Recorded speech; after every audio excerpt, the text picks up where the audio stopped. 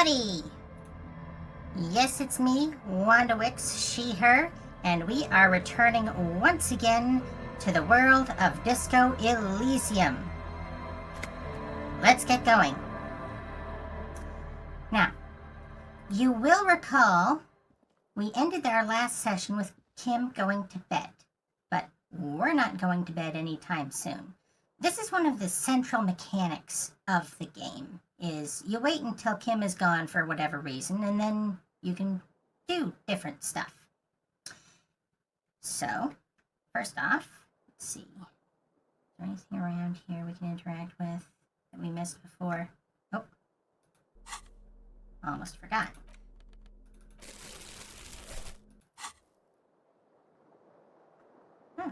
No, can't pick up any of our stuff. I guess we already got it all. Okay. Now, there's a few things that we didn't get in the Cape Side Apartments. 3, to be exact. And fortunately, we can still get in there after hours.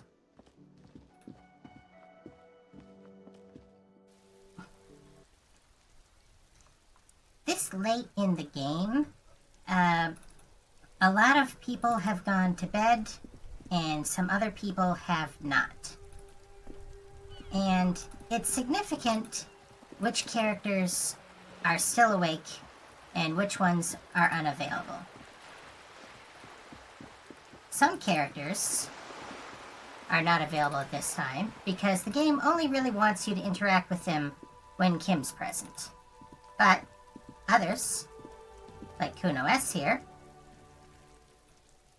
are still going to be available after hours. The kids are on speed. They'll be doing what they're doing all night. Oh. That isn't just a 5-pointed star. It's an inverted white pentagram cradled in a wreath of antlers. The iconography of communism, in other words. Okay, we didn't get this one before. I think because we're wearing different clothing, so our encyclopedia is higher. Oh, that's right. We're wearing the Dick Mullen hat. The Dick Mullen gives us a bonus to encyclopedia. Let's inspect the symbol closer. The star and antlers was developed in the 6th decade of the last century and quickly adopted by Mezov and the communards during the revolution. Even today, half a century after, the star and antlers retains the ability to evoke hope, disappointment, and fear in equal measure. Obviously, this is the equivalent of the hammer and sickle in this world. So, why is the star upside down? To symbolize the toppling of the old order. Also, some social democrats were already using it. Much like the frita, which has to be spelled with 3 T's, they just didn't want to infringe on another political movement's trademark. What's the deal with the antlers? The wreath of antlers represents a natural crown. It was about building a society that could exist in accord with the natural world, and at the same time above it.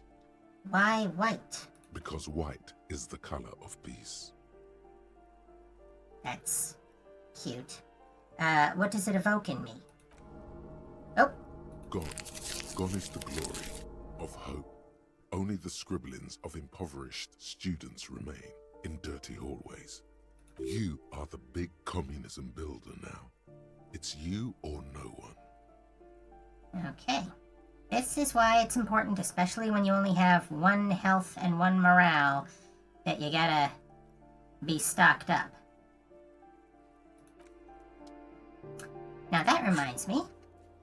Let's take a look at our stats. Superstars at 5, Apocalypse Cop, that's the next big one that we really want to get to. We're at 2, we need another 2 in that to trigger something. We got Sorry Cop, Boring Cop, Communist is at 16. We're going to want that at 30 by day 3. Should be easy enough.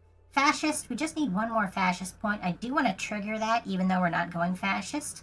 Ultra-liberal and moralist, we did get at 4, so that's good. We don't have any honor yet, which, to be fair, we haven't really helped anyone as a cop yet. But yeah, there's two primary things that I'm going to be shooting for that are the next priorities. One is the Apocalypse Cop, and the other is one that isn't listed here, which is Art Cop. And this is just lit up to let us know that we've got 2 skill points. And let's see, I don't think we've read this. Oh, no, we did read that. All right.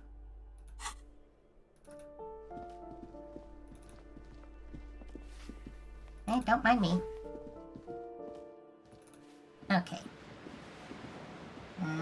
Might help if I had my flashlight. Where is it? Should be around here. Oh, that's strange. Yeah, this was the thing that I mentioned that's missing. There's supposed to be a book here that we can get. I just must not have triggered it yet. Alright. Well, the second thing is we got the door number from the cleaning lady. And I forgot that after that, we have to go check the door of the smoker in the balcony, and it'll trigger to let us know that we can meet up with him later.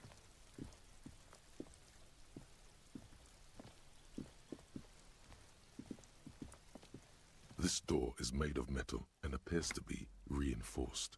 Someone here really values their security. You'll note there's a slight purple light there.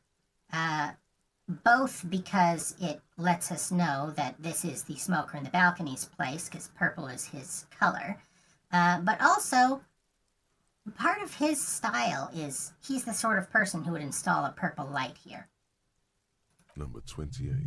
This is where the cleaning lady said the smoker on the balcony lives. There we go. That's what we needed. No one answers. To be fair, it's 11:31 at night right now. Looks like he isn't home. You should come back tomorrow evening, after 2100. There we go. That's what I needed to trigger.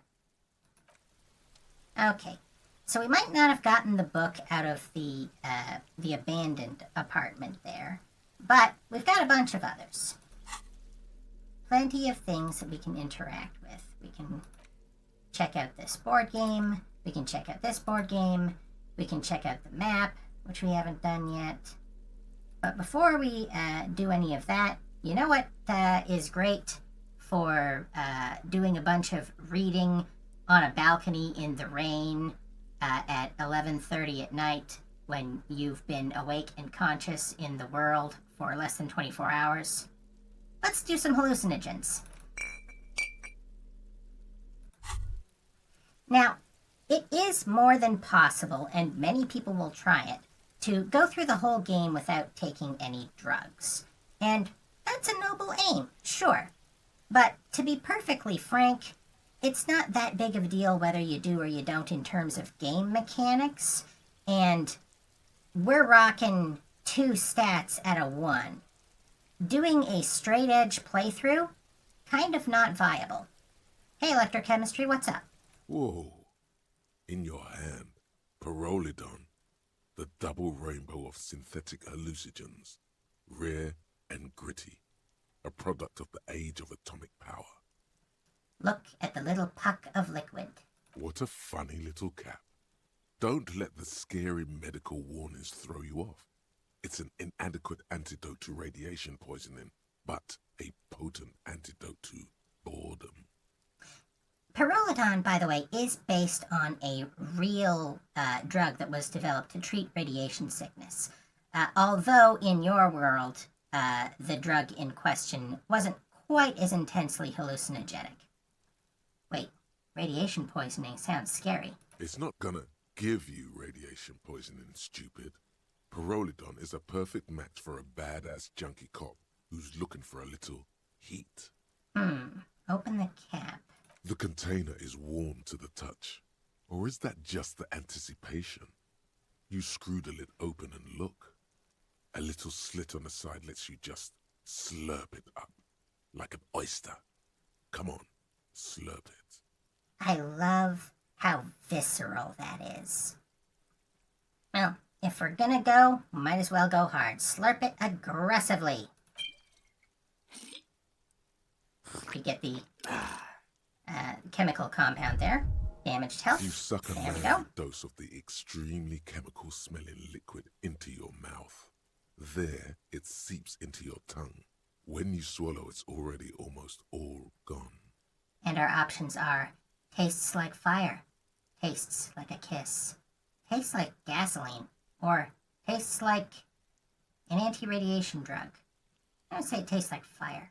It tastes like many things, all melted into one conflagration in the back of your throat. As you look around, the world slowly exists as it did before. Only now, gentle flames lick at its edges, as though it were a photo burning. Really? No, of course not really. It's just a metaphor. The effect of that otherworldly drop of liquid is slower, more subtle than that of real flames, yet just as warm. Will I be able to stand straight and walk? Why not? This government-developed substance seems very non-intrusive. You could even operate heavy machinery. Fire machinery. Please don't actually operate any fire machines. This is going to be so useful in my line of work. Already you can tell you're going to be slurping a lot more pyrrolidon.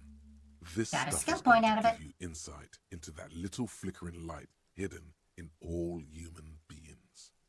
Now, that's our hint mechanically about what this does. But we can already see what it does because you can see my morale split in half.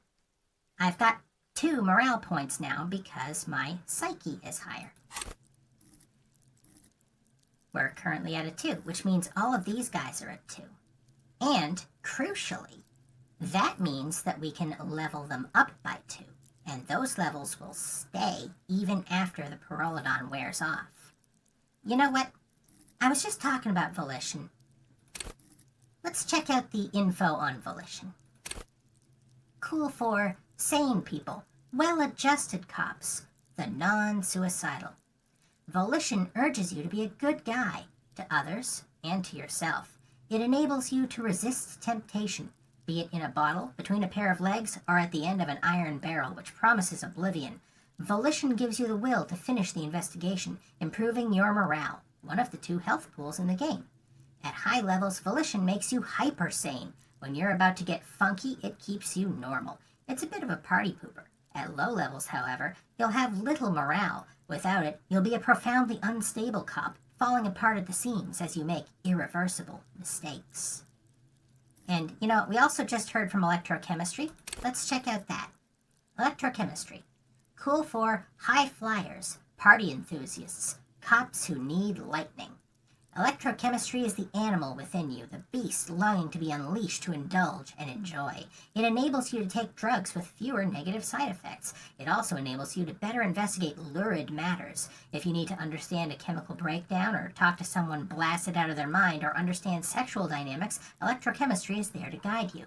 At high levels, electrochemistry makes you a man of unrestrained pleasure, an unrepentant Lothario who leers at people with a bottle of speed and a plastic bendy straw in either hand. But with a low electrochemistry, you'll be too innocent to be effective. Without a working knowledge of drugs and sex, the city will be difficult to understand. So this is our id. This is our desire to go out and enjoy things in a visceral way. And it is very often at odds with our volition. And we've just given electrochemistry a little boost there. Although volition is now the one that's stronger for it. Alright. Nope. Okay.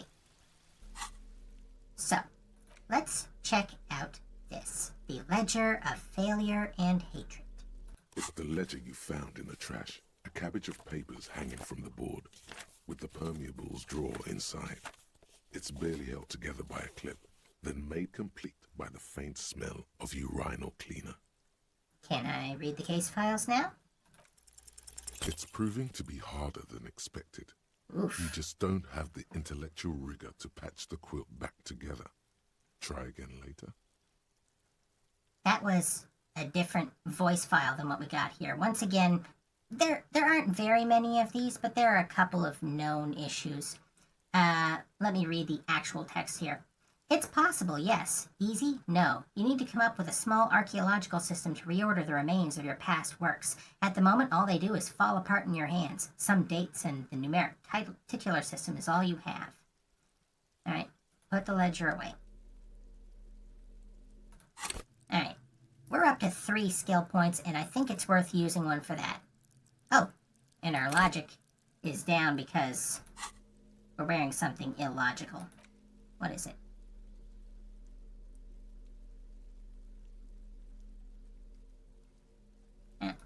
Get those off. And do we have anything that's plus logic? I don't think so, not yet. There is actually something that'll boost. Oh, no, we can switch glasses. There we go. Yeah, we just need to switch glasses. But that doesn't unlock the check. This does. Alright, let's try that again. It's under tools. It's the ledger you found in the trash. A cabbage of papers hanging from the board. Now it's virtually impossible to fail this. It's barely held together by a clip, then made complete by the faint smell of urinal cleaner. Yes, there we go. You find a way to piece them together using the alphanumeric code on the margin. HDB 41, date of initialization and time of arrival on the scene, followed by the title. For example, HDB 41120111700, the next world mural. Okay, so we happen to know, although our character doesn't yet, that his name is Harry Dubois. That's what HDB is. And of course his station is 41. Right.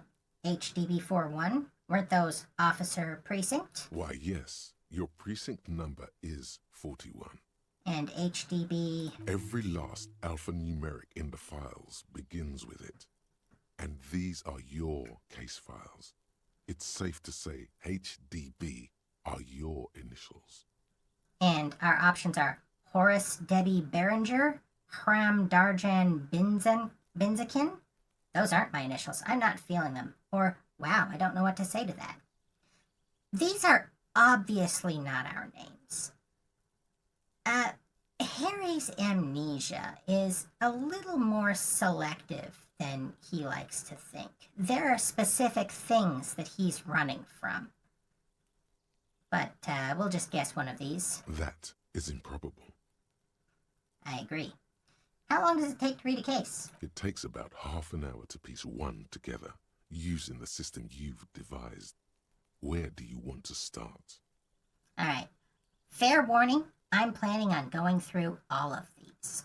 But, fortunately, by the mechanics of the game, time doesn't pass after 2 a.m.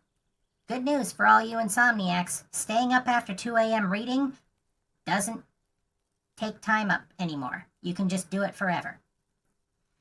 Next world mural, please. This one is relatively easy to reconstruct. Overnight on 1202, a graffito, nay, a mural, appears on an 8-story tenement overlooking central Jamrock. The building is a sparsely inhabited ghost tower, part of a failed real estate development called Grand Couronne. Cause of failure, rent too high. Yep. Location, location, location means you have to know what the people in a given location are able and willing to pay. The mural is enormous. 2 silhouettes, a man and a woman, are kissing. The text cut into their form reads, "True love is possible only in the next world. For new people, it is too late for us. Wreak havoc on the middle class." This theme of the next world is going to be repeated in a couple of other places in the game. And this is arguably a communist message, at least as far as communism is interpreted in the world of Elysium.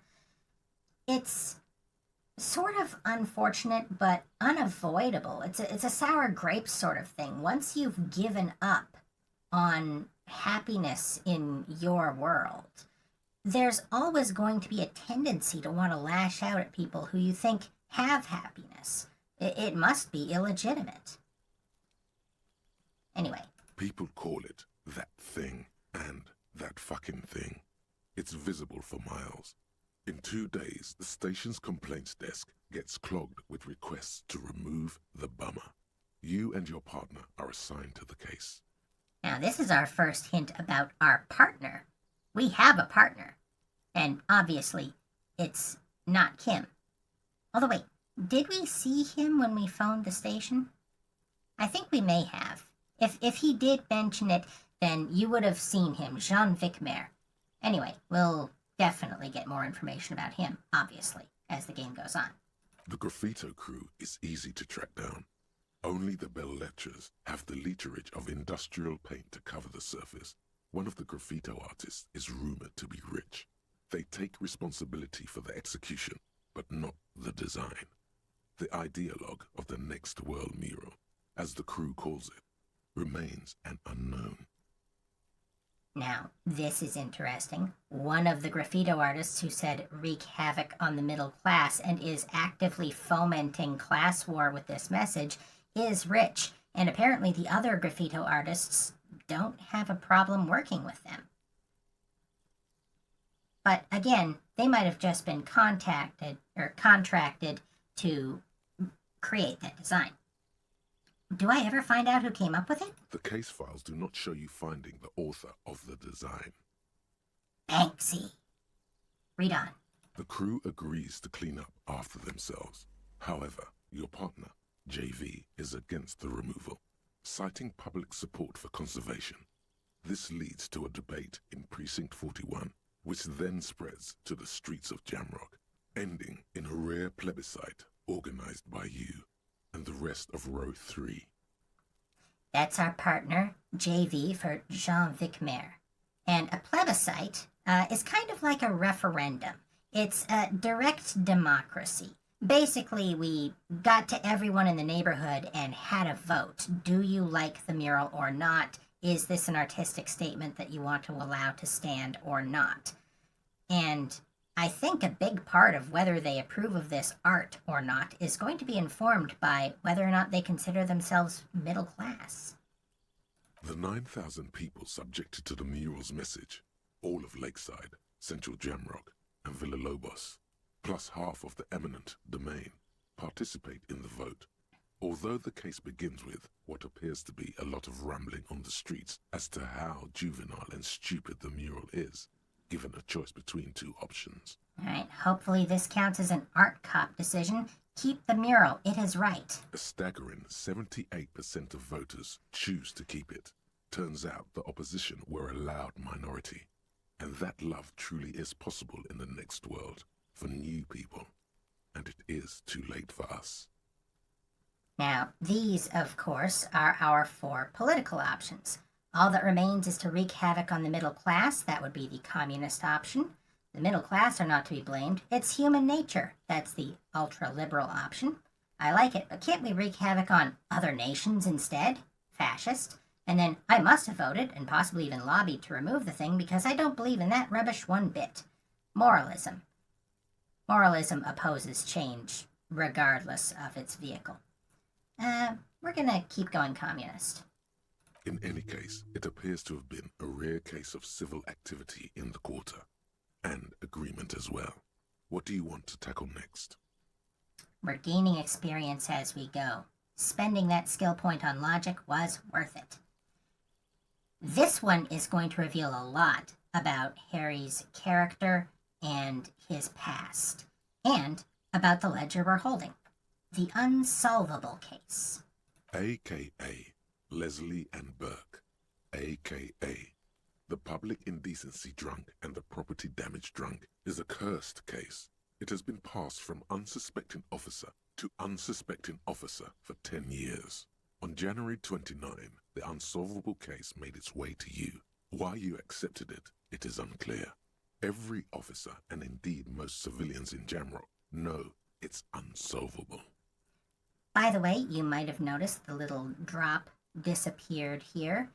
Every drug we take only lasts 1 in-game hour. And as logic has told us, reading these cases takes a half an hour each. So, obviously, reading that one case plus the other stuff we did, enough time for the Perlodon to wear off. Leslie will always take his pants off when he's drunk. Burke will always trash everything. It's just what they do. It is their nature. You cannot change the nature of a man, and you can't lock them away because public indecency and small-scale property damage are not punishable by incarceration. This is subjective. Everything that Harry thinks, every bit of narration we get that's inside his head, we should assume is colored by his own prejudices and preconceptions. You cannot change the nature of a man. That's him thinking about himself and relating to Leslie and Burke, who will always get drunk and destroy things, respectively. The only way for Leslie to stop flashing his genitals to bypassers and for Burke to stop dismantling signage and rear-view mirrors would be for them to stop drinking alcohol, which, in their 40s or 50s, it's hard to tell because of their distorted features, is a medical improbability on par with you ceasing to produce the expression. Yeah, unless, in case it wasn't obvious by what I said earlier, Leslie and Burke are clearly meant to be analogs for Harry himself, who is also in his 40s or 50s, it's hard to tell. Couldn't we just keep them off the streets? You would think that, but you're wrong. Where's the fun in exposing your genitals or breaking stuff in your own home? No, Leslie and Burke are on the corner of Main Street and Perdition, because that's where the action is. Yeah, this is heavy, and it's about to get heavier. Heads up. We got a blue check coming on here. Can you keep yourself off the streets? Again, we are likening ourselves to Leslie and Burke. We can't lock them up. Can we stop ourselves?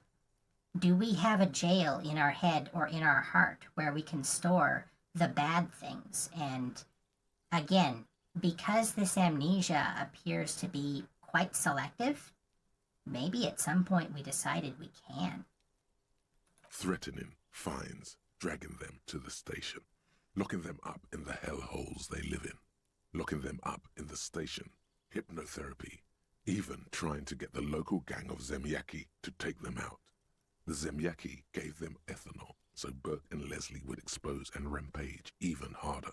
You tried it all, and still the complaints wouldn't stop, as they hadn't stopped for 10 years. Zemyaki is a gang from Grad. It's plain to see from the files that you, Satellite Officer JV, and Special Consultant TH had more important cases to attend to. You uncover cross-reference to several ongoing investigations, each brought to a standstill every time you drive down Main Street. Because there they are, on the corner of Perdition. And what is Leslie doing? Now, I don't want to breeze past this. Our partner JV is apparently something called a satellite officer. We will discover what that means later. And also, Special Consultant TH is another character who we have not yet met. So, what is Leslie doing? Leslie's the one who does the public indecency. Good, you're learning. If the Yay. files are to be trusted, that's all there is to it. That and Burke breaking things, and the fact that they're both drunk. But then again, so are you. The case becomes considerably less comic one day when Burke takes a swing at your ledger. Like I said, heads up. This is a bad one. He must have it confused with the property he likes to damage. But the joke's on him. The officer is also drunk. Way more drunk than Burke there. And let's be fair, you also have party eyes. You slam the hardened plastic board in his face, then proceed to beat him unconscious with it. Yep. I mean, there's a bit of fig leaf there in that he started it, but this is unquestionably not an okay thing. And it's going to get even more not okay. Although, with Leslie and Burke being analogs for ourselves, on a symbolic level, this is self-harm. In the process, the ledger sustains damage. The compartment within, reserved for permeable documents, is jammed shut. You stop your assault on the now unconscious Burke to open it, but are unable to do so. The officer began to cry, reports Leslie, who, at this point, is tending to Burke. So now we have a bit of explanation of our backstory. That's why we couldn't get the permeable documents section open without an interfacing check earlier, because we dented it in this assault. And then the officer began to cry, pretty obviously not because he had just bludgeoned a man unconscious, but because he could no longer open the container to smell the postcard that his ex-wife left him. This act of metaphorical self-harm inadvertently locked away this hint of his past. He came at us, and at us. I think he was trying to kill Burko. While trying to kill Burko, you slowly come around. The permeables compartment is open. You've smashed it open on poor Burko's kneecaps. The good news is, Burke can't walk anymore. Uh-huh. Can't get out of his apartment, an invalid. With Burke to tend to, Leslie cuts back on the indecent exposure. Maybe he flashes his genitals to Burke. Who knows? But both drunks are off the street. The complaints stop. The unsolvable case is solved. Which is also why the officer responsible narrowly escapes a disciplinary hearing. The end. Do you want to read another one? What's that saying about all cops? Yeah. We, in our past, have been a very bad person. And a big part of this game is coming to terms with that. And this is a window into the way that the RCM handles such things. The means being justified retroactively by the ends. Although, to be fair, who's to say that indecent exposure and property damage would not have inevitably escalated to sexual assault and physical assault? It's not very morally gray, but it's hard to dispute that at the end of that episode, more people have been helped than harmed. There's an argument to be made for it. But not by me. I think it's gross. Let's keep going. The square bullet hole murders. It would be very interesting to read about these, wouldn't it? I mean, there seems to be a square-shaped entry wound in the victim's forehead. She's been sitting there for weeks, on her rocking chair, with a square hole in her skull, staring at the wall, her mouth agape. But? That's all you got. From the half hour you spent piecing it together, all you know is the entry wound was square-shaped. You never found the bullet. And then another body showed up, also with a square hole in his forehead. Bullets are generally not square because usually you want them to be rifled, which is to say, to spin, giving them gyroscopic stability, like throwing a football. A square bullet hole is very distinctive and inefficient. So, a sequence killer? Which is what they say in this world for serial killer? Who knows? Those pages are missing. What next? And that's it. Just a tantalizing hint. Although, we will get another tantalizing hint about this later. One day you may still catch the man with the square gun. There are so many subtle things that indicate that this is a much larger universe than we know. Anyway, the couch in an unexpected location.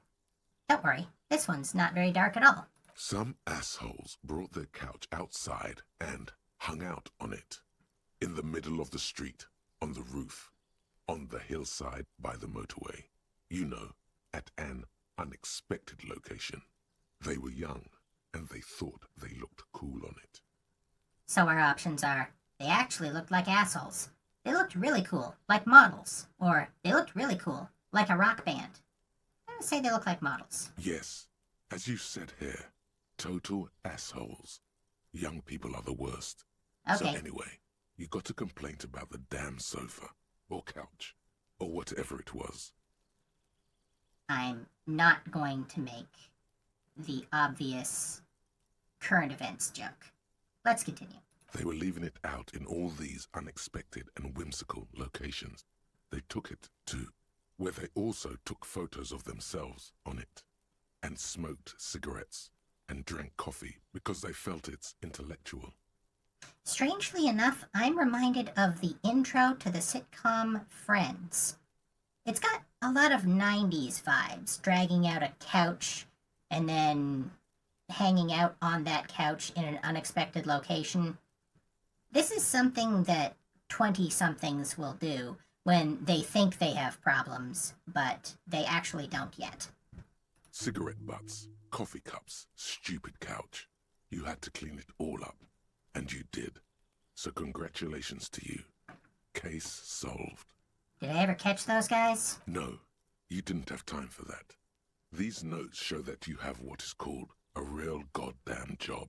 You don't have time to be chasing down the couch assholes. You have a real job to do. What next? I mean, fair prioritizing given that we deal with murder. The couch is just not a priority, it just happened to be in our lap. Murder at the hookah parlor, please. Murder. Tum Tum Tum at the hookah parlor was a case originally assigned to an officer called Joseph Mills, who is now dead, of circumstances completely unconnected to murder at the hookah parlor. Wait, how? Beaten to death by a throng of Villalobos gang members when him and his partner J.M., only initials mentioned, answered a call one night. It's a sad story, and it isn't really represented in your case files. Stop stalling and get to the murder at the hookah parlor. Right, on with the murder. Joseph Mills was on this case that he just couldn't solve, was doing it solo, said it was a real nutcracker, a real brain twister, was on it for, like, a month. The captain got impatient. Shit or get off the pot, Mills. Mills didn't get off the pot. Not yet. He kept at it for a couple of weeks more, racking his brains, running with every theory, as outlandish as they seemed.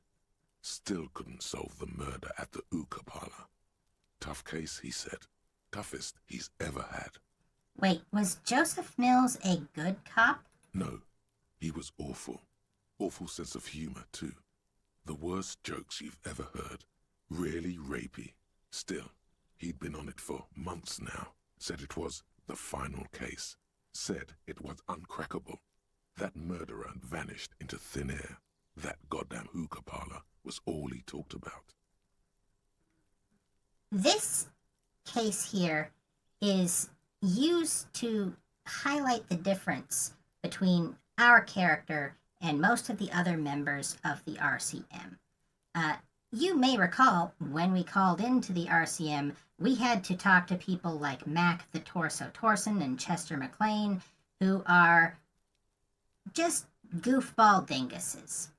By the way, I'm just going to mention this. Mac the Torso Torson is one of the only characters in this game about whom we have canonical dimensions of his genitals, but not because of anything in the video game itself. You probably know this is based on an actual tabletop role-playing game, and Chester McLean and Mac the Torso Torson were actually player characters in that game. One of the devs has since mentioned that on the character sheet for Mac the Torso Torson, although this is not a stat, and he was not required in any way to include this information, the player has noted that his penis is, quote, short but thick, much like Mac the Torso Torson himself. He is indeed a goon. Oh, I'm sorry. There's a space there. Go on. Okay, so the case is handed to you because Mills isn't getting anywhere, and you look into it. Here's the setup. A young man is found dead in a hookah parlor. You know, those places where you go and smoke bubblegum-flavored vapor all day. Oh, can you get high off it? No, it's soot and water vapor. It doesn't do anything. Well, still, really cool. Yeah, really lame. So anyway, young man in his 20s found with his skull busted open, right on the floor of the hookah parlor, in the middle of the day. No one else is in there. Only client that day. In perfect health, too. Some kind of movie producer. No one enters. No one exits. He's just sucking on his watermelon hookah all morning, all noon, like he usually does. He's a regular. No calls, nothing. Just sucking on the hookah until 15:45. Then bam, he's dead on the floor with his skull busted open, blood everywhere. What happened? How can it be? A locked room murder mystery. Mills has no idea. Invisible assassin. Movie deal gone sour. Girl at the counter did it. Nothing fits. Eerie. Man just dropped dead. So you go to the parlor. You see cushions around the table. Table's low, heavy, really sharp edge.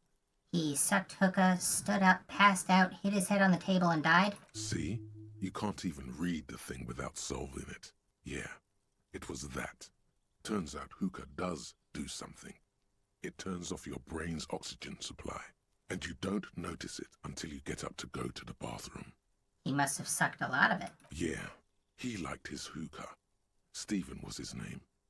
And what was he doing there for 6 hours? Smoking hookah. Didn't you hear? I don't know. Trying to come up with a movie script, maybe. Anyway, that was Murder at the Hookah Parlor. Joseph Mills wasn't a good detective, and about 30 minutes has passed piecing it together. Next. I can revisit this. Not much has changed in the meanwhile. A bunch of sodden papers still sags from the clipboard. Alright, this is gonna be silly, but I'm gonna trigger it anyway.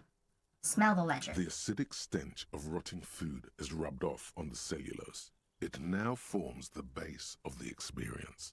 This base surrounded by a faint air of spoiled meat, the stuff of death itself, and then sprinkled liberally with the citrus zest of toilet cleaner.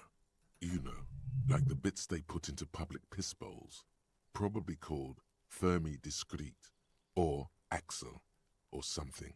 At some point in its journey, the ledger has seen the inside of a public toilet. Which toilet would that be? Remember when I said the smell of the upstairs bathroom was so rank they should have sent a poet to describe it? Is sprinkled liberally with the citrus zest of toilet cleaner a line this poet might have used? Why, yes it is. Among many other things. This cleaning tablet is used by the whirling in rags. Perhaps that's where the ledger was dropped in the toilet. By you. Okay, hopefully this'll trigger the thing I'm trying to get. Smell it again. The acidic stench of rotting, you know, like the bits they put. Your nose does not understand what it did wrong. Come The on. acidic stench, you know, like the bits they put. Remember when I said the smell of Okay. the upstairs? Maybe you should pay more attention then? Anyway, what your nose is trying to tell you is the ledger must was be dropped missing into something. a toilet in the whirling in rags by you. The toilet cleaner in your room smells exactly the same. I will admit, although I have a pretty encyclopedic knowledge of this game, I don't know everything. Because, we're not privy to all of the variables behind the scenes. There's a particular bit of dialogue I was hoping to get. I'm honestly not sure why it didn't kick in. Maybe our perception isn't high enough. Maybe we haven't had other experiences yet. Similar to how I couldn't find the book in the abandoned apartment. Well, anyway, we're done with that. I am fairly certain, however, there is one other thing we can find. Let's head back in.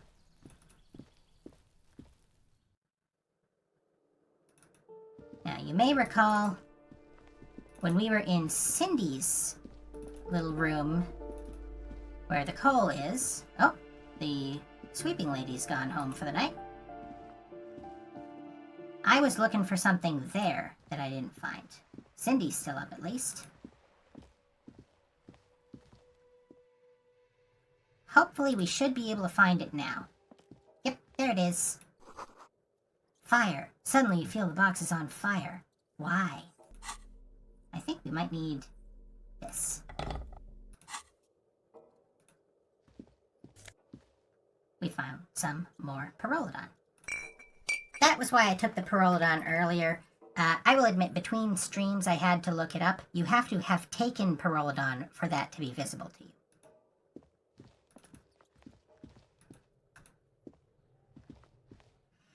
Anyway, let's have another little chat with Cindy. Maybe there's some other information we can get. Hello again, officers.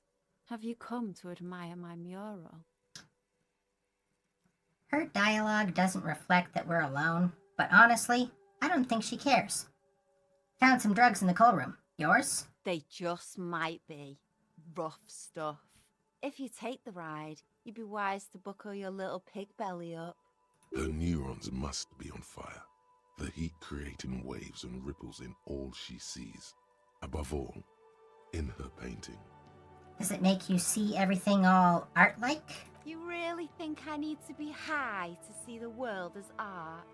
Poor unimaginative piggy. How I wouldn't want to have your peepers. As Salvador Dali once said, I don't take drugs. I am drugs. To hell with the art part, man. It's all about the high anyway. Well, says you, electrochemistry. Catch you later, Cindy. That's still not enough to trigger Art Cop.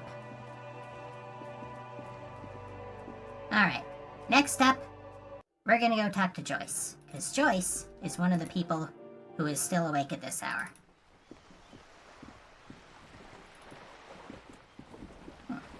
Wait. Want to get everything here? Belly of this boat shines like it was recently painted. Oh, found some magnesium. Nice. What? Docking reserved for residents of Rue de Saint-Ghislain 33A. Oh, no, she is there. I just didn't see her. Your room of the whirling isn't much bigger than this sloop. This is worth more than you'll ever earn in all your life. Hi, Joyce. You're back. Good. What can I help you with at this late hour? You know what? Let's comment on it. It's night. Don't you ever sleep? Matter of fact, I don't. Why is that? I have a medical condition of my own. Nothing unusual, though. I'm old, you see. Old, huh? Think I have that too. Don't worry. It's curable. With questions. Ask me some. It'll help pass this night. Okay, so first off, let's do some plot stuff. I spoke with the lorryman at the roundabout. On the contrary, officer. There are yet camioneers you have not talked to. And don't look so surprised. In a time like this, it would be strange if Wild Pines didn't have eyes on the harbor. True. Okay, what she means is, although we have indeed talked to all of the available truck drivers, we haven't yet completed this quest line, which is to say, we haven't found the lorry where the drugs are being transported in the back. They must have someone in an overlook position near the gates. I suggest you go back and canvass for more suspects. No, don't worry, we will. Got more questions about reality. That's why we're really here. More lessons in basic reality? My favorite part of the day. Go ahead, ask me anything. Alright, we're gonna go through the non-check ones first. What times are these? These are unimportant times, Detective. You and I were born after the dust had settled. 1,000th of a second too late. Too late for what? For the big time. Her eyes light up. There's a flash of teeth. What's the big time? The revolution. Ha! And what is this revolution I keep hearing about? It's quite easy. Every 100 years or so, our species gets together to decide what's next, who gets shot in the head, and who gets the mineral rights. It's a real kerfuffle. Alright, now we're only getting this option because we triggered this dialogue before we woke up. Would you say it was a bunch of apes on a giant ball, duking it out? Why, of course. We're talking Duke Out Central. Full swing intraspecies warfare. And the apes, were they evil? No, I would say the apes were neutral. She looks at you, her gaze sharp. And now we can have an opinion on our species. Are we evil, neutral, or are the apes good? I choose optimism. I don't know about that. She turns north to the bombed-out buildings lining the waterfront, then shivers slightly. Hard to argue for the innate goodness of the human species when confronted with the realities of war. It takes time for the apes to change and work. Perhaps what happened here was part of that time and part of that work. Rhetoric, as we've seen, is the skill associated with communism. And communism in this game is nothing if not believing in progress, believing in change. I'm going to talk more about that in a second. So, who got shot in the head? Those would be the communists. Generally speaking, 40 million people got shot in the head during the World Revolution. But the communists, they all got shot in the head. Oh, and the anarchists too. They shot them well. So well, one forgets they even existed. This is a version of communism. As I've mentioned, it doesn't have a central authority. It's very much tied to anarchism. That's why anarchists and communists are considered to be in the same group here. Even though, again, it's going to be hard to impose a 100% tax rate and redistribute everything from everyone according to their abilities and to everyone according to their needs without a strong, basically omnipotent government. She likes the totality of it.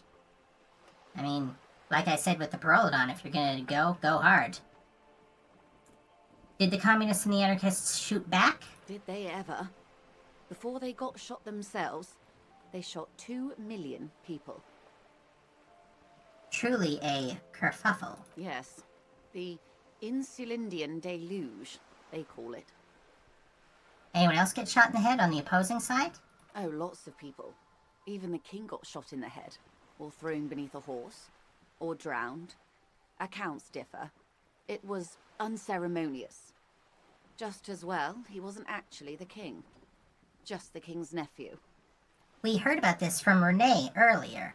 The actual king, Guillaume le Lion, took off, and Frisel took his place. The real king abdicated and lived out a long and productive life as a venture capitalist in Grad. Smart king, cowardly king. I love that king. Fucking communists. I don't care about kings. Tell me one more thing. This obviously is the fascist option, but I don't feel like being fascist in front of Joyce, even if we are trying to eventually trigger it. We're gonna say smart king. Yes. King Guillaume had a nose for bad PR. He ran before it.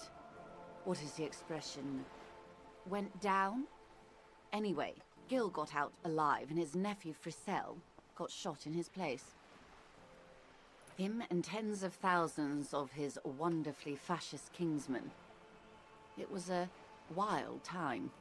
So those are who got shot in the head. Who got the mineral rights? The liberals got the mineral rights. And by mineral rights, I mean everything. Now, like I mentioned earlier, the use of the word liberal in this game, much like 51, is meant to throw the player off a bit. Because, of course, we think of liberals as being lefty centrists, whereas this game uses the term to mean libertarian. By liberals, you mean... Liberals are usually middle-class people, Detective. Or the remaining gentry. The beneficiaries of the pre-revolutionary arrangement. Some were rich enough to stay with the Constitution, with monarchy. Big mistake. Others bet on the revolution. They were called the ultras, or ultra-liberals. They fared well.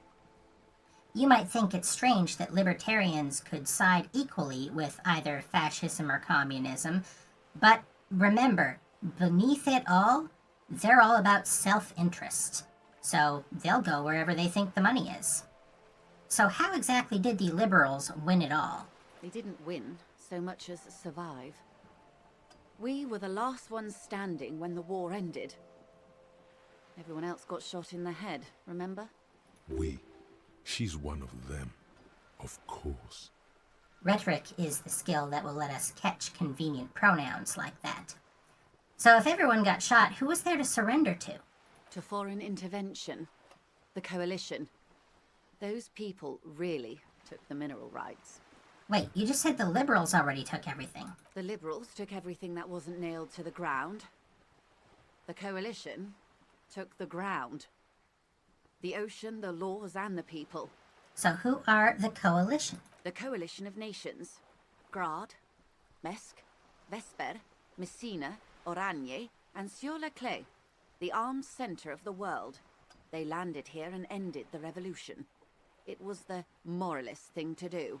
Now, we learned about moralism last session when we triggered the associated thought, the kingdom of conscience. Moralists follow the path laid down by Her Innocence Dolores Day in saying that social progress is certainly very good and to be hoped for, but turbulent, violent revolutions are inherently destabilizing and cause more harm than good. So, much like, again, the devs' perspective on centrists, liberals, and moderates, they think that they're just about preserving the status quo while paying lip service to progressivism. Anyway, moralist? The moralists believe in keeping everything exactly the way it is. They believe in mineral rights and not shooting people in the head. I mean, I can certainly get on board with not shooting people in the head. At least not in the same manner and volume as the others do. They are the long-standing provisional rulers of Revachol now, the coalition government. They rule Revachol from outside. This is their zone of control. They embolden the RCM with crumbs of the same law they took. Technically speaking, you are a moralist. Ideology determined by our career. Regardless of what we may believe or advocate for, we're drawn a paycheck, in theory, from the RCM, and therefore from the coalition, and therefore from moralism. The color of moralism is blue. The official motto of Moral Intern, or Moralist International, is a blue forget-me-not, a piece of grey sky. Unofficial. For a moment, there was hope. So we could say, I don't think I am moralist, not just technically, practically. For a moment, there was hope. Or, if always picking the option that doesn't commit to anything, then hell yes I am. And also not. I'm gonna say, I don't think I am moralist. Of course. Not easy to be moderate about head shooting in your line of work. Rooty tooty, pointy shooty. Thank you, hand-eye coordination. This is our firearms skill, obviously. Cock your finger pistols. Rooty-tooty, pointy-shooty.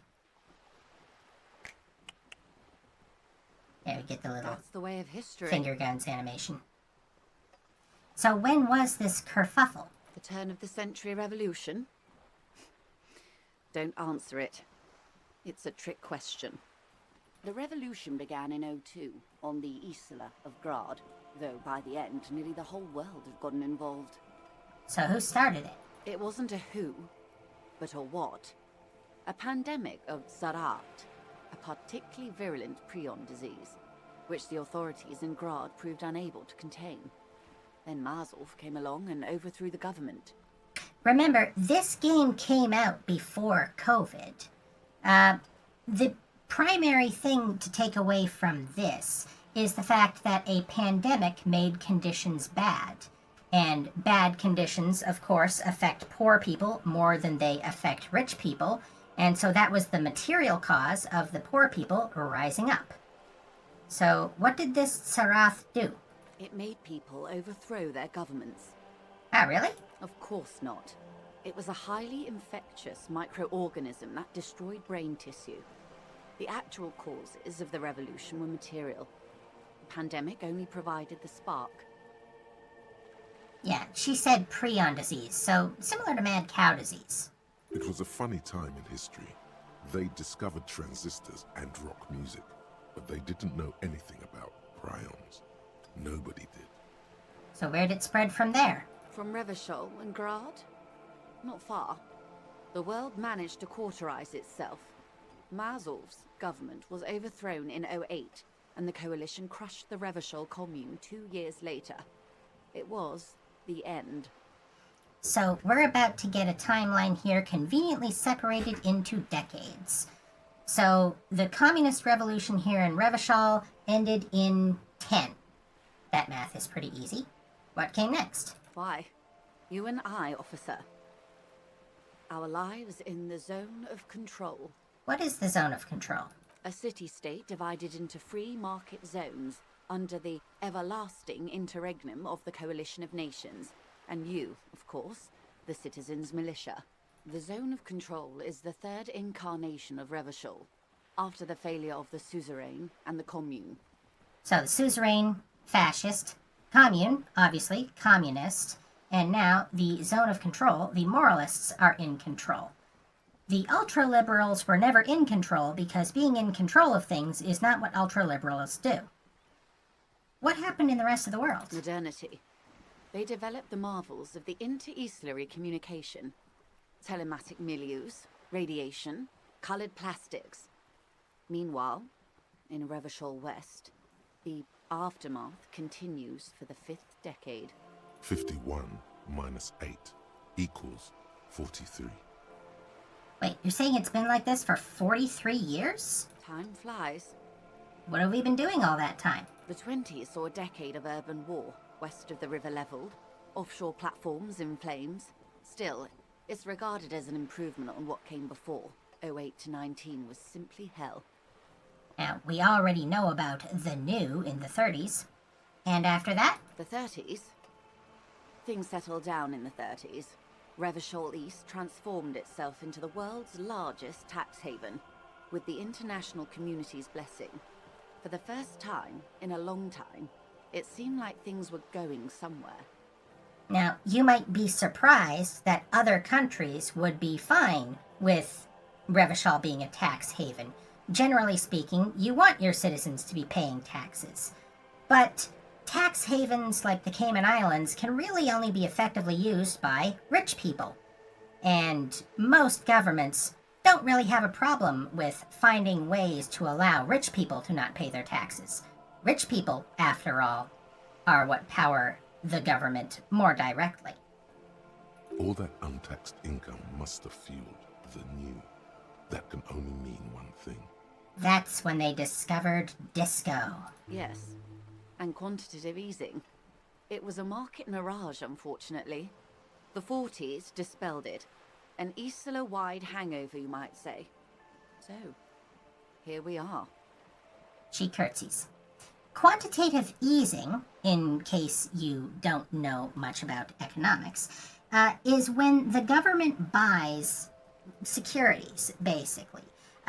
In theory, the government makes money because the bonds and whatnot that they purchase will pay out interest, and it means that banks and so forth have even more currency to lend out.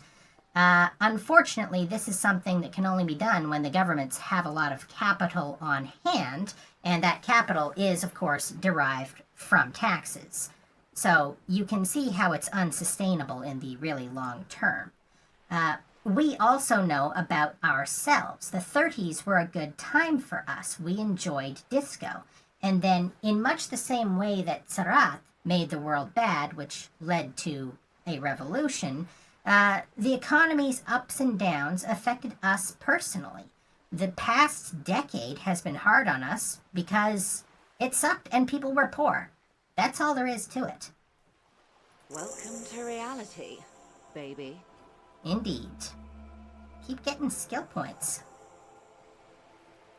For her to be where she is, Wild Pines Group must have picked the right side.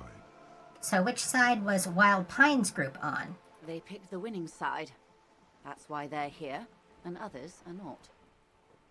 So we can say they chose wisely or they got lucky. I mean, on the one hand, yeah, they made the right choice and presumably did so using their judgment. But on the other hand, they couldn't have known what the outcome was going to be. I'm gonna flatter Wild Pines and by extension her. They chose wisely. Perhaps it wouldn't have turned out that way had I been in charge. I might have bet on the king and led the Pines to doom. You would have sided with the king? I would have sided with the cannons. If you'd seen the calibers of the things, you might have too. Perhaps it's better I was born when I was. Remember the figurines we saw in Bird's Nest Roy? The Kingsmen had better resources than the revolutionaries. 10 of the 14 Indo tribes got it wrong. Feld, Kupri, Tricentennial. So I suppose I would have been in good company. Kupri, that's the company that makes the Kupri Kinema, Kim's motor carriage. The Indo tribes got it wrong, but I guess Kupri, the company, is still limping along. So what would you have done differently? Good question. What would you have done differently? So our options are, I asked you, who are you in all this? I would have sought a medical solution. Sounds like Zarath drove those people mad. I would have killed more. 400 million if that's what it took. I would have positioned myself very precisely. I would have made it out, with the mineral rights. Or, I don't know what I would have done differently. I'm gonna put the pressure on her. I asked you, who are you in all this? And I asked you, past less detective of the citizens' militia, what insight has acute encephalopathy given to you? Well, the truth is, we don't know enough to really have an opinion, but that's never stopped us before. I would have sought a medical solution. Sounds like Zarath drove those people mad. A cold creeps up your spine, reaching its tendrils up your neck, toward the back of your head. The city of Revachol speaks to us through our spinal column. Hard to say whether it liked or disliked that answer. So a quarter of humanity simply lost their minds. And how would you stop a prion, a complex folding protein, unlife, with a technology 50 years ago? Our options are with some hygiene, modest social care, and perhaps a little research program. That seems like not enough. Liquidate the rabid, prion-infested dogs who want to kill everyone with cleansing artillery fire. With privatized healthcare and a work ethic that does not turn your brain into sponge tissue. Obviously, that's ultra-liberal. Or, okay, maybe it's impossible. What happened had to happen, and always will. You know what? I do want to trigger the fascism option. We might as well click this one. The wind stops, and for a moment, there's silence. The charge dissipates into the dark water. All is quiet on the Martinez Inlet. Shivers doesn't like the idea of us supporting killing Revacholians.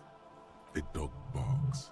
A gunshot echoes off the walls of some distant building. A woman's voice. Pokemon, like cannons. Yes, I know, Revachol. The Coalition hurt you. Nevertheless. Liquidate? That's what King Philip kept screaming from the Sol Aurum. Liquidate! Liquidate! In the end, they liquidated the Sol Aurum, melted the palace cube down to gold and platinum, and sold it for bullets. Strange times. Despite the bad image that it shows to the citizenry, sometimes having a stockpile of unused gold can be a useful thing. So that's enough about the times. They are what they are. Who knows? An afterbloom may yet come. Anyway, enough sentimentality. Is there anything else you want to know? Not so fast. Who is she in all this? Ask her who she is. She owes you an answer. We did catch her saying we earlier. I want to know what you are. What are you? I am the vilest of the vile. A traitor. A devourer of nations and infants. I am an ultra. She raises the corner of her mouth, smirking, revealing a canine. This is an option that gets copy-pasted a lot on social media. Dios mío, a liberal! Yes. I am the nether creature of the Forbidden Swamp. I pushed the king under a shit wagon and betrayed the revolution. My kind surrendered the nation to financial colonists. I can see you thought we'd gone extinct. After all, no sane person identifies as an ultra-liberal anymore. Not in broad daylight. You've got Revachol in your blood. A real nationalist. No? Tell me, now that I've uncoiled myself, are you repulsed? She's saying we've got Revachol in our blood and are a real nationalist because we just said one of the fascist options to her. You're a monster. I forgive you. I forgive you, but only because you're charming. Or I don't care. You know what? You're pretty charming. We're literally being charmed. A devil, who being of great charm and guile, sneaketh into the homes of the godly. Oh, light blue. I think we're gonna recognize that reference. That dialect is Obisunt. You recognize it's a quote from somewhere. A play written way back in the Franco-Nigerian century. And persuades them to addict themselves to his service. Ah, maybe you remember more than you let on. Despite whatever brain damage the alcohol may have inflicted. Vile devil. I hope we're able to remain friends, despite my scaly bulk and my love of regicide and homosexuality. The loss of sovereignty was not our plan all along, I assure you. When the dust settled, the liberals were the only ones left to clean up the mess. By virtue of their survival, they were handed enormous power to shape the future. This was all our last generation managed. As ever, the middle-aged person looking to what they're leaving to the next generation, and maybe not being especially proud of it. Would you have done something differently? With due respect to our overlords, the eternal caretaker government that keeps Martinaise a monument to the efficacy of its artillery. While a gentle wind sweeps the streets in the rebuilt east, light drizzle washing it clean, lights go up and motor carriages circulate the tracks. That's Revachol letting us know that the rest of Revachol is not as bombed out as Martinaise is. Martinaise is a living monument, which would be perfectly fine if everyone living here were tour guides like they have at Auschwitz, but no, it's just poor people living in rubble. So, that's not really a great excuse. I would not have relinquished sovereignty to the Coalition. Not here in Martinaise, and not in the Stella Maris or Delta Beachheads either. If not for my own sake. She realizes her small, cold fists are clenched. She loosens them. Then for my daughters. We had an obligation to defend our sovereignty. We should have burned the whole Isla down rather than let them have it.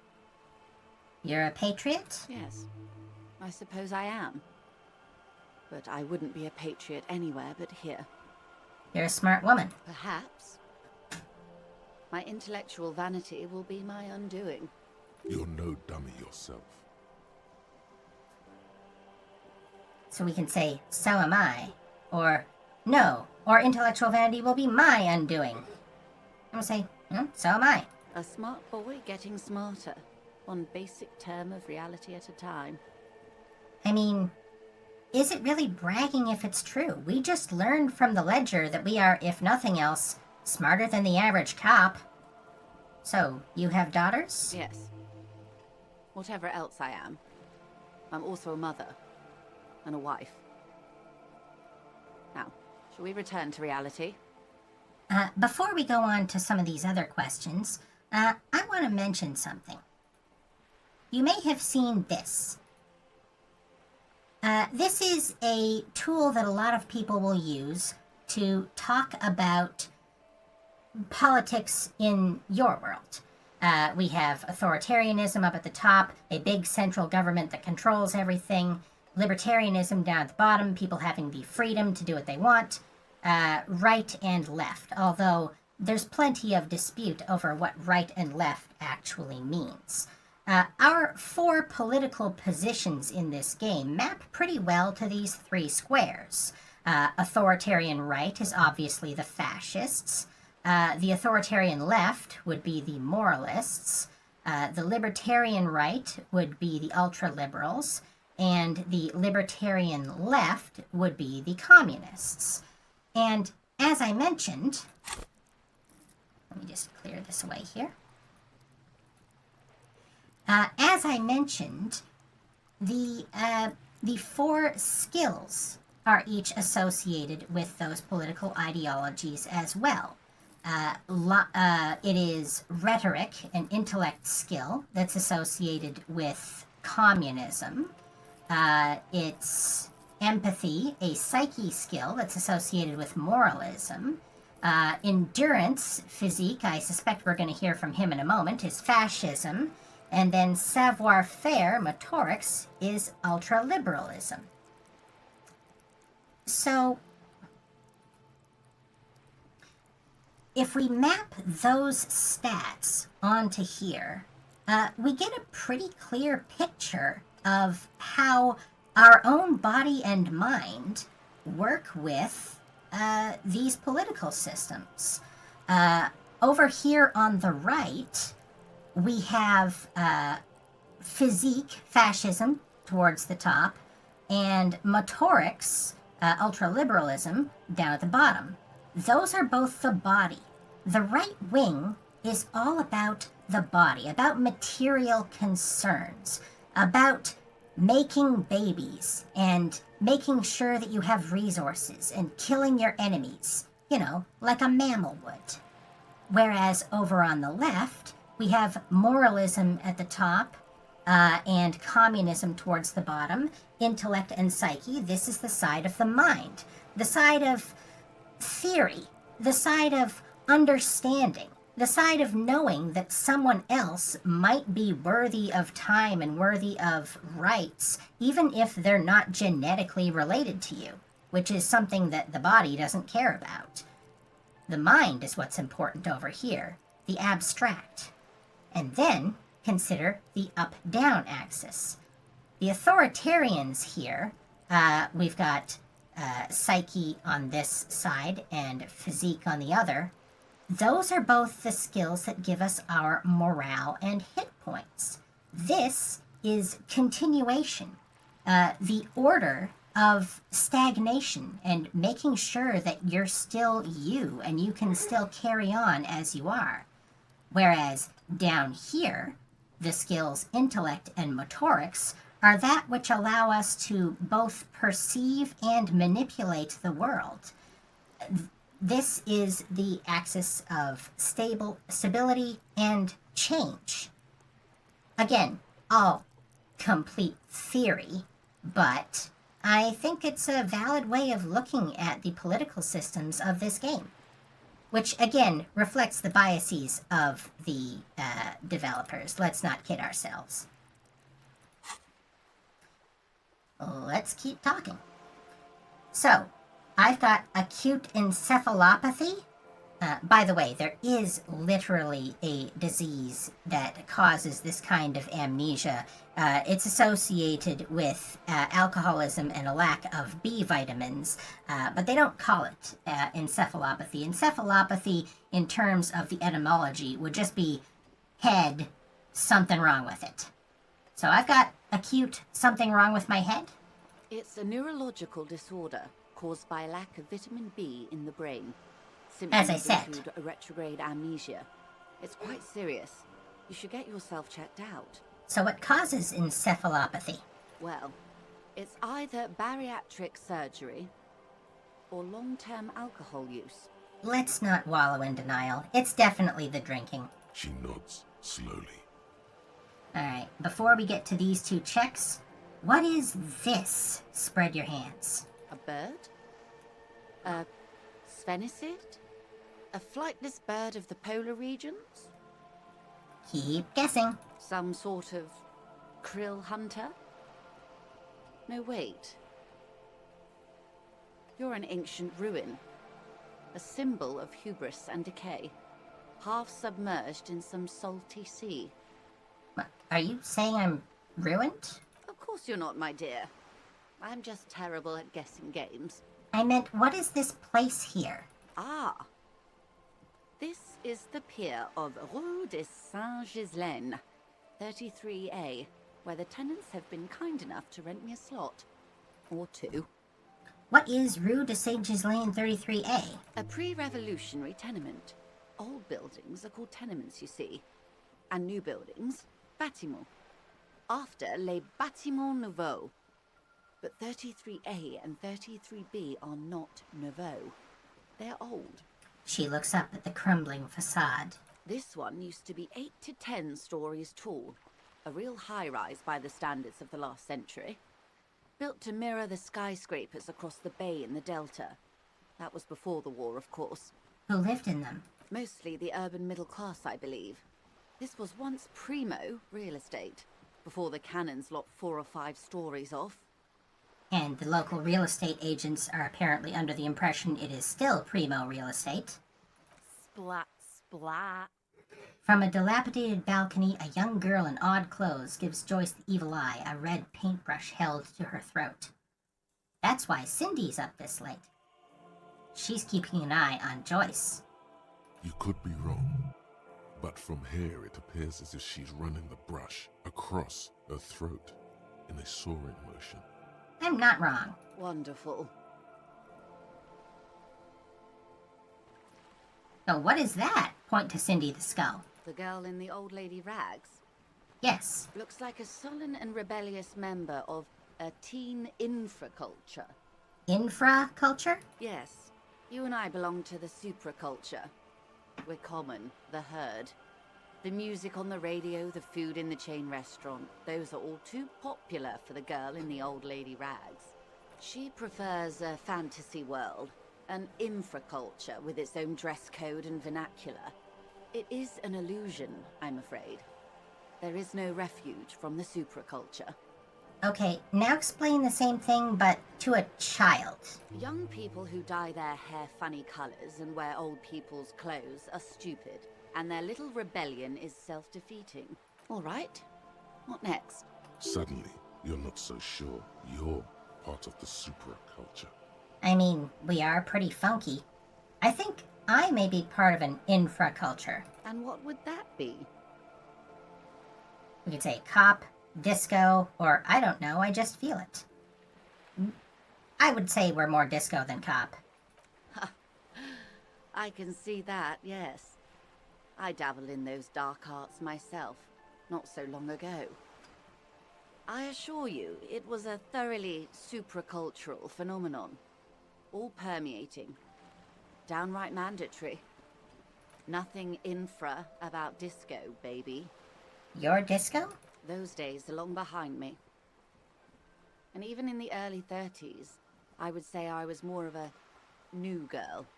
Disco was a minor, but still enjoyable facet of the whole thing for me. The new? The new. A cultural era. And the name of the decade it ravished, the 30s. It came out of post-revolutionary Revachol. It was ultra-liberal. Picture all of the grind set types you see, libertarians in effect, who celebrate their material excess with, fancy clothes and cars. That is disco, just in a different time. It involved lots of partying, as you might imagine, and champagne-colored everything. By the looks of it, that would have been when you came of age. Now. She raises her eyebrow at you. Sounds fun. I can't remember a single thing. Wasn't it Guillaume Le Million who said, if you can remember the new, you weren't there? Again, Guillaume Le Million, the pop star who named himself after the king who took off, Guillaume Le Lion. Wait, Guillaume Le Million? I was just thinking about that guy. Whatever happened to him? Ah, yes. This is not very central to reality, is it? I still want to know.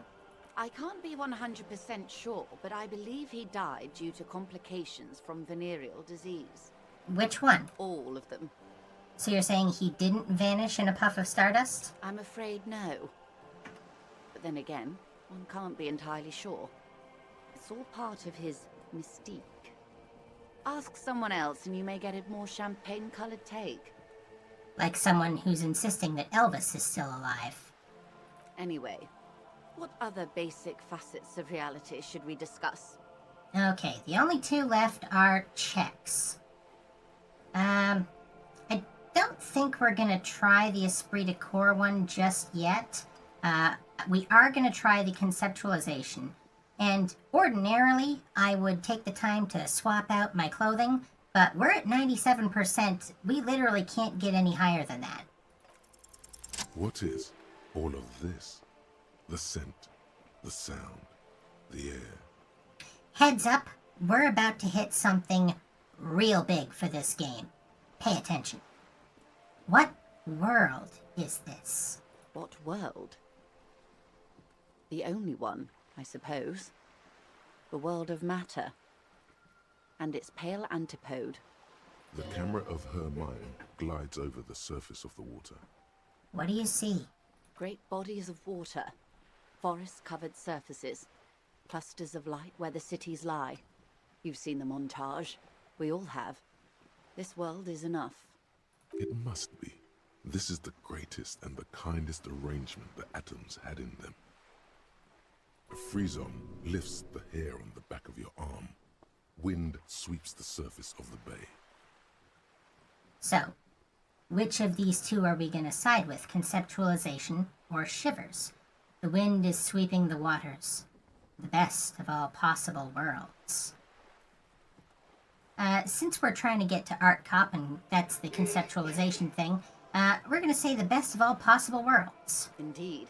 There is a term of endearment they coined for it in the DeLorean century, when humanity was high on this world, discovering more and more of it, these archipelagos included. No points for guessing. What is it? Elysium. Bada bing. Wait, is this the one with the evil apes? Elysium. The world needs a term of endearment. This world does not deserve a term of endearment. Again, I'm going to choose to be kind to reality. Elysium. The world needs a term of endearment. It does. There are those who would call it hell. What is hell? A term of hatred that originates, like many such things, with the Mesk petro-fascists. I don't feel like I've got the whole picture yet. Oh, you want a picture of the world? There is no complete set yet, dear. They're having some trouble reaching orbit. They don't have a space program in this world, or at least not a successful one. How come? Great things are difficult to achieve. For now, we're viewing the world from the inside, sideways. Well, how about it's a ball? That's looking less and less likely, Detective. You wouldn't know it from the tabloids, but the ORG nations have been launching weather balloons into the lower ionosphere since the 30s. ORG, Occident Revolgrad. There's a steadily increasing trickle of images. Between the big three, they're piecing together a dark grey corona. We don't yet have a pale blue dot photograph of this world. A dark gray corona? Yes. Pale covers 72% of the surface. There are grey flares and prominences, even arcs above entire isolas. The images are blurry, but if there was a sphere in there, it certainly looks like it fractured a long time ago. The pale? What do you mean, corona? They say there is a rarefied envelope of matter surrounding the darkened disk of our planet. That is, if we are still living on a planet. Or, to speak more plainly, imagine vast swathes of land disrupted by nothingness. I am sorry, dear. It must sound quite terrifying through the acute encephalopathy. Even scientific positivism isn't entirely convinced about what we're dealing with here. But this is one of the greatest questions of our time. Maybe when they get the complete set together, it will jolt us out of our rut, bring us together. however naive it may sound. A fractured corona doesn't feel like it's going to bring anyone together. You have misimagined it. I don't have the power to convey to you the effect and geometry of the images that depict our world from below low orbit. It's like the crowning of the world. It's insane. Very disco. You'd love it. I don't care about... No, not going to say that. We do care about disco. If you say it's disco. See? Everyone finds something worth holding on to in this world, however wasted its opportunities. The cold seeps into you. The air is heavy with 80% humidity. Suddenly, you're conscious of yourself standing there, on whatever this all is. Your arms hang down by your sides. And this is the question that we have been avoiding this whole time. The key distinction between the world of Elysium and your own. What is Pale? The Pale is not, technically speaking, part of reality. It is the opposite of reality. Okay, but what is it? A definition. Okay. The Pale is the most dominant geological feature of the world, Detective. The separative tissue between the islas. It is the inter-islary mass. Wait, and what is an isla? Isla is a Messinian word for a continent of matter, enveloped on all sides by the Pale. Also, isolation, or landmass. We used to believe there was only one. In the last 4 centuries, we have discovered 7. Windy, Seol, Samara, Ilmara, Grad, Katla, and this, Insulinde. And Insulinde is... An oceanic isla. It comprises mostly of water. Muindi is the largest, Katla the coldest, Insulinde the bluest. What can I say? Each is perishing and dear. Okay, what is the Pale like? Achromatic, odorless, featureless. The Pale is the enemy of matter and life. It is not like any other, or anything in the world. It is the transition state of being into nothingness. The negation of being. The negation of... That's right. The negation of being. She tightens her hood around her neck. It's cold outside. Is it here? Look around. No, Detective. We're safe. It begins there, 6,000 kilometers to the north, and even more to the south, east, and west. You are in the middle of the Isla. And there? An uproar of matter, darling. Rising into the Pale. Rolling. Evaporating even. A great vision. The area of transition between the world and the Pale is called Porch Collapse. Imagine a grey coronal mist. Cold vapor marked by spores of an opportunistic microorganism. A mold that's adapted to grow at the edge of the unrest. It's the most disco thing you will ever see. What are its physical qualities? It's difficult to describe, or even measure. Something whose fundamental property is the suspension of properties. Physical, epistemological, linguistic. The further into Pale you travel, the steeper the degree of suspension. Right down to the mathematical. Numbers stop working. No one has yet passed the number barrier. It may be impossible. There's a slippery article in there. Is it the Pale or Pale? Pale when it's particular, this territory of Pale. The Pale when it's Pale in its entirety. Once you've seen it, language balks at the difference. If we're surrounded by Pale, how do you get from Isla to Isla? Oh, it is so difficult for us. A squall of birds. Hardware operating in the harbor. Firm. Self-evident. It is possible to force dimensions on the Pale. In modern times, we can even compress its latitude, bouncing radio waves from one end to the other, shortening the path. Now, This is not explicitly explained in the game, but my personal theory for how this works is the Pale absorbs information. It destroys that which is abstract. That's why physical things appear to disappear, is because their qualities, their time and temperature, their future and their past, are all being destroyed. And by bouncing radio waves, feeding more information into the Pale, you suppress that by adding in enough information that the Pale doesn't gobble up your own information, such as, your direction and velocity. But it is still hard for humans to navigate the Pale without getting lost. Or having our minds damaged. That's why I think the Pale eats information. What is a mind, if not the place where information lives? The Pale can damage the mind? Extensively. How? Some say the damage stems from extreme sensory deprivation.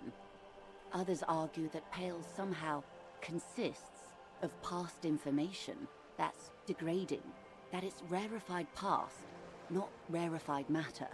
They call it the blend over of the self. The Pale does not only suspend the laws of physics, but also the laws of psychology, maybe history even. The human mind becomes over-radiated by past. Who says and who argues? Who says and who argues? The logical positivists say, the dialectical materialists argue. Doesn't this feel like abstract and physical again? Which, as I just mentioned, is allied, if you will, with left and right wing. Anyway, what does this over-radiation feel like? It feels terrible. Absolutely terrible. International standards strictly limit civilian travelers to 6 days of Pale exposure per year. It's more for her. Way more. You're not a civilian passenger. No nameless detective of the Citizens Militia. I am a member of the Entreprenetic Business Class. I'm cleared and trained for 22 days of Pale transit annually. Someone else you've met may have been exposed as well. The strange grey-haired woman in her lorry. You remember her, of course, the Pale driver, who was focused on memories, even memories that weren't her own. Do lorry drivers pass the Pale? Yes, carried in the hulls of airships. It's a horrific job. Automation will abolish it soon. You should ask the Pale driver about this.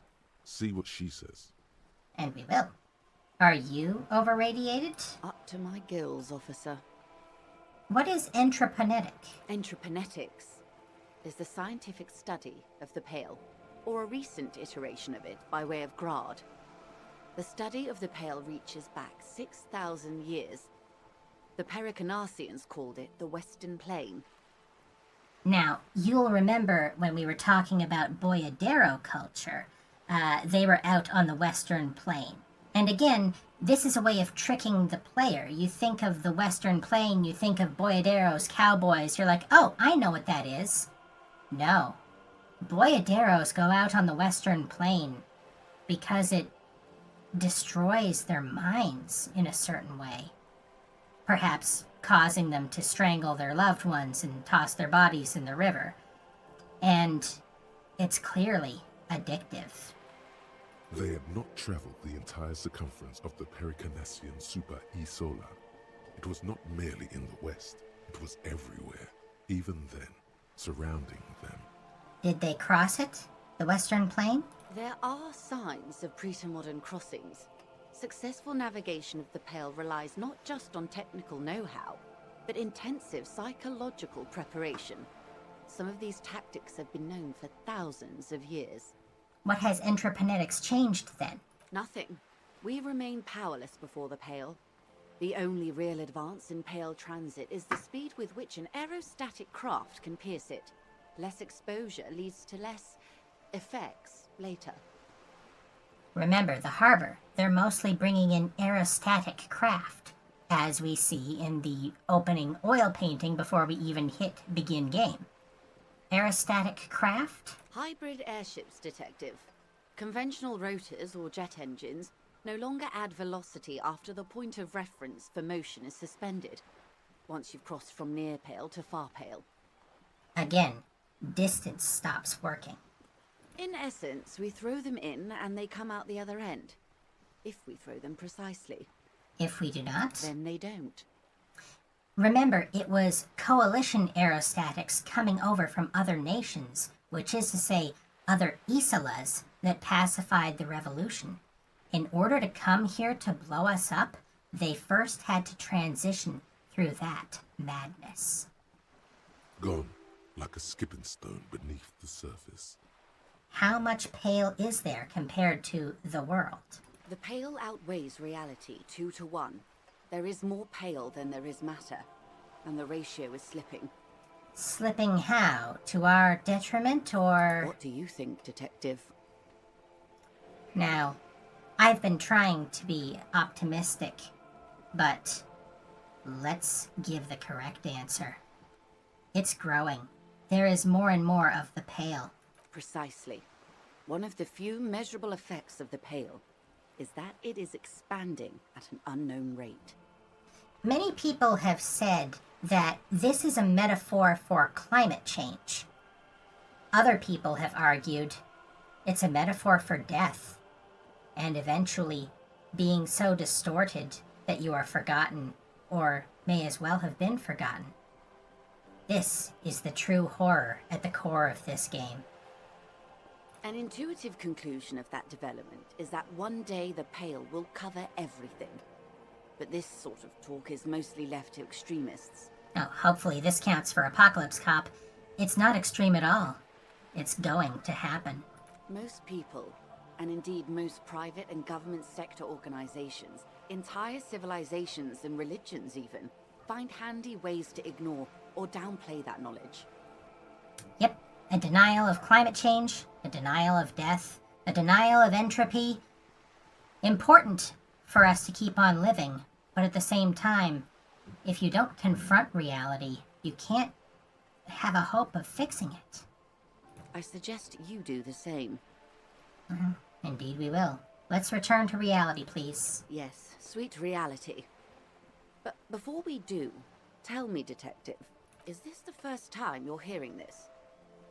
Do you really not remember anything? I'm getting a sense of who I am, but no, I didn't know this. Beyond curious. Tell me, what do you think of the Pale? And now we've got a lot of possible options for triggering our different ideologies. We could say it's terrifying. We could say, you were right, it's disco. We can say, it will end all life. That we continue to persist at all is a testament to our faith in one another. Its advance can only be stopped with immediate, total, ruthless communism. A powerful anti-communist force, perhaps too powerful, but still, they have it coming. I'm worried. I have to say, it doesn't sound very liberal to me. I don't know how you've all survived with it. It's a huge accomplishment. Or, who am I to think anything of it? Like I said, we're shooting for apocalypse. Her eyes tense. Crow's feet radiate from them. She observes you, your bloodshot eyes and swollen face. You really didn't know. This does not spell good for the investigation, Detective. If you don't know even this, then... She stops mid-sentence. This investigation will be my masterpiece, the one they remember me by. I promise. Which, you know, in a meta sense for Disco Elysium the video game, is literally true. I hope so. I truly do. If I may suggest, hold on to your colleague, Kitsuragi. I ran a check on him and he is very competent. In the meanwhile, you have me. I will assist you in any way I can, even if we have to do it one basic term at a time. She gives you a slight bow. Well, we're done with this. That's all for now. Glad to have been of assistance. The little that I know. Anything else? Thank you. That's all for now. Now, if we're lucky, we're about to trigger some thoughts. There we go. Tremble. The time is now. Taola. Greek, obviously. One and all. What time? Time for the show. For Taola, the hallowed time of fear and disintegration. A countdown has begun. All will collapse on itself. The world will disappear into a single grain of blackness. All sound will be muted. All life will scream. So this thought is associated with the skill Half-Light. I don't think I've talked about Half-Light yet. Let's have a look at him. Cool for high-strung investigators. Shoot now, ask questions later cops. Surprise haters. Half-Light is your fight-or-flight response. It enables you to sense the way situations are about to turn. It injects a palpable fear into your heart. Fear that urges you to act before it's too late to act ever again. Fear that makes you frighten others. It is the aggression that lets you squeeze every last drop of information out of a witness. At high levels, Half-Light makes you ultra-attuned to the world. It is perpetual fear of your own shadow, of someone else's name or scent. You'll be ready always to pounce and physically interrogate passers-by. At low levels, however, you'll find your survival instinct is lacking, and your methods limp-wristed. Those who respect violence will not respect you. As with some of the other skills, like drama, Half-Light is both our fear and our ability to sense and understand fear in others. Can't have one without the other. Anyway, sorry to interrupt. Taola, what's that? Ulogu theodos, xino zausin, ipoli osidien, ehondes fronisin. Well, that cleared that up. Wait, when did this countdown begin? Monday morning. The moment you arrived in this reality are the first crack in the sheer face of God. From you it will spread. Again, in a literal sense, true. This game does not get to the end, either game over or successful completion, without us first starting. This is because of the insane world ending I've been saying, isn't it? Yes, you spoke the words of the palindropos and the houses of Pericarnassus. Items, people, even words will tumble. All will lose its meaning in the coming years. That is why you marked yourself. Am I sure it's not just a joke or some kind of coping mechanism? It's totally also a coping mechanism. Well, at least we're honest with ourselves. I'm a little afraid. So you should be. The world island crumbles at your feet, and in the far plain, Palindropos. Sort of feels like palindrome, doesn't it? The beginning mirroring the end. We began, therefore we must end.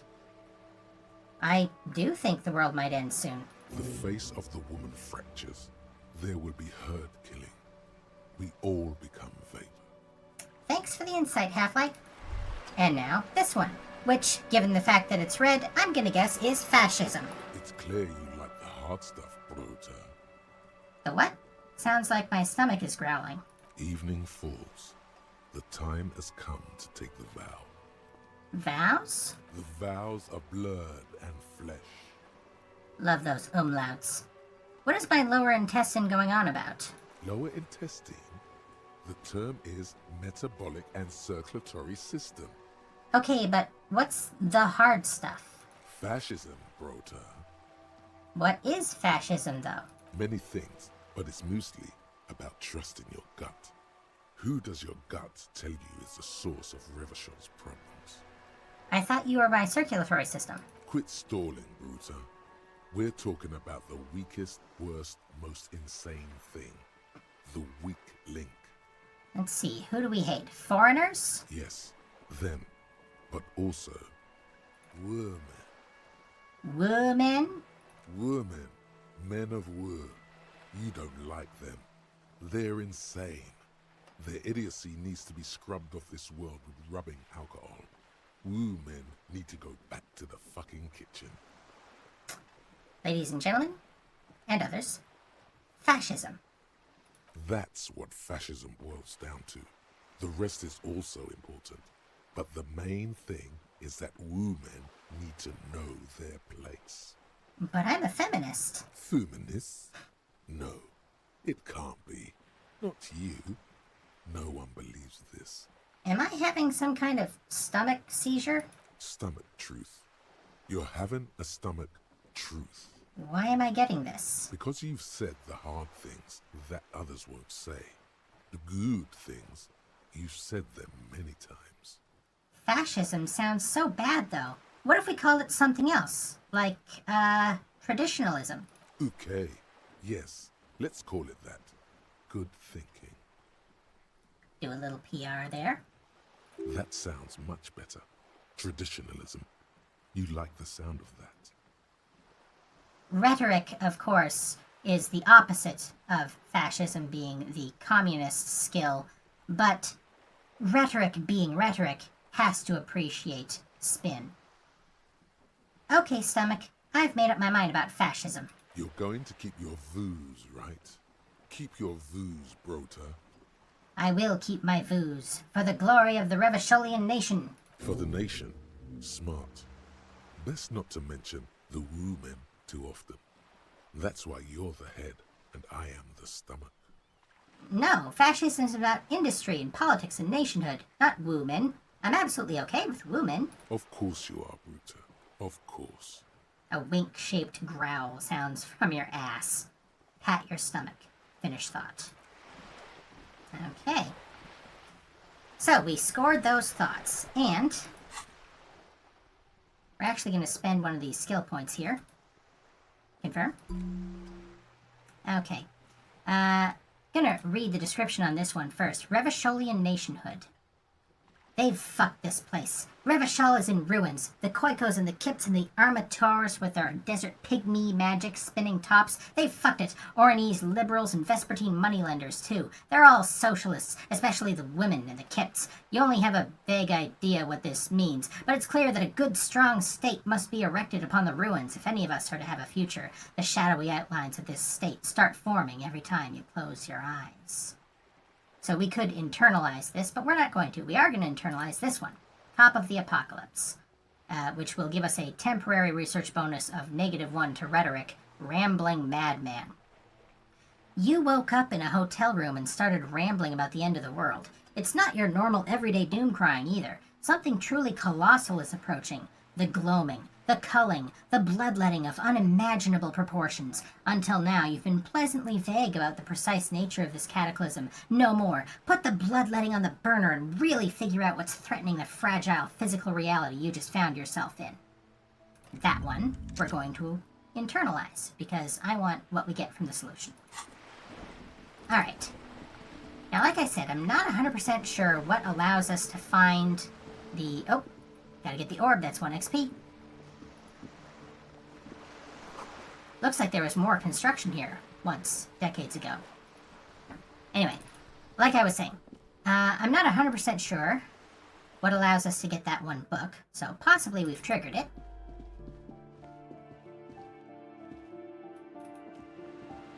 Come on.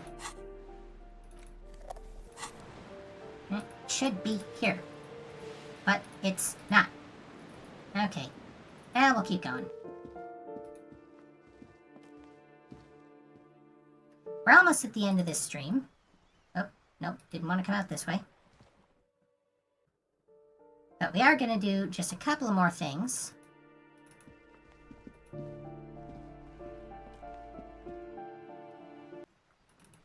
We still have a couple of skill points left. Want to see if we can get this, because this will definitely get us Art Cop.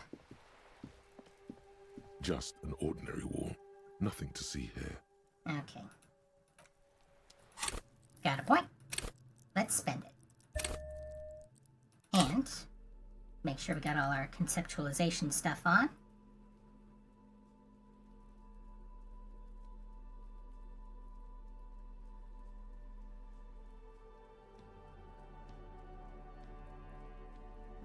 Yep, we got it all.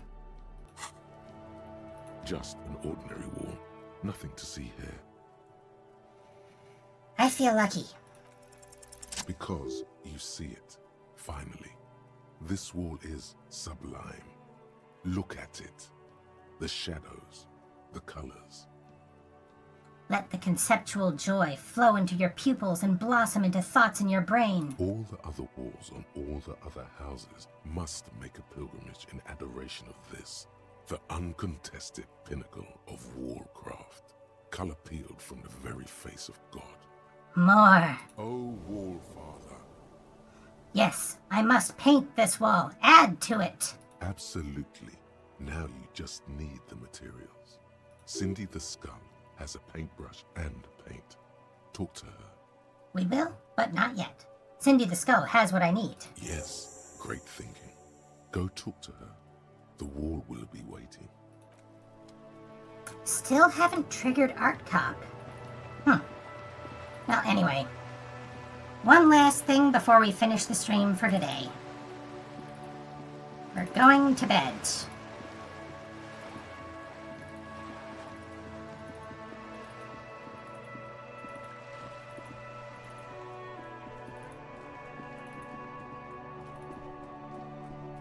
And fortunately, time hasn't passed beyond 2:03.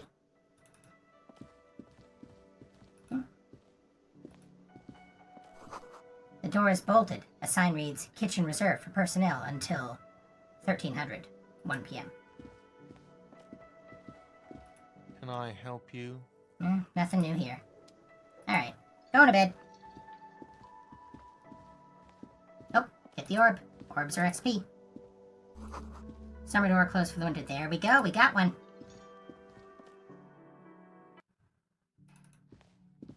Before we go to bed.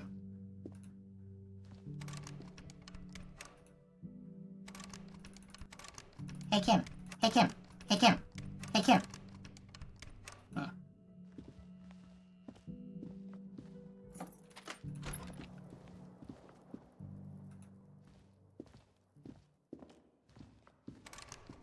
Hey Kim, hey Kim, hey Kim.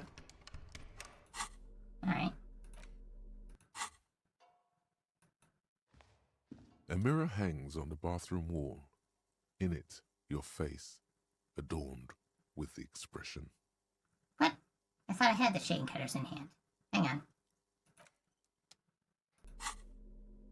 Oh, that's the crowbar. There we go. A mirror hangs on the bathroom wall. In This it, is our your signature face, skill. adorned with the expression. Let's see if we can at least do something constructive before we hit the hay. The chain cutters slip out of your Nope. hands as you attempt to twist the faucet into place. Well, you know one thing for sure. You've probably never been a plumber. Well, let the mirror be for now.